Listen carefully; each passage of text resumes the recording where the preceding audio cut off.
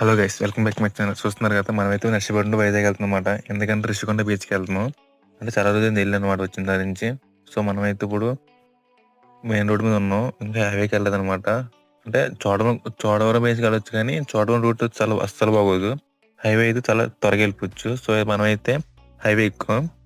Highway నుంచి వెళ్ళిన తర్వాత చాలా టైం అయింది కాబట్టి లంచ్ అయితే చేస్తాం. లంచ్ చేసిన తర్వాత కొంచెంసేపుకి డ్రైవింగ్ అనమాట. నేను తప్ప మా ఫ్రెండ్ చేస్తున్నా ప్రజెంట్.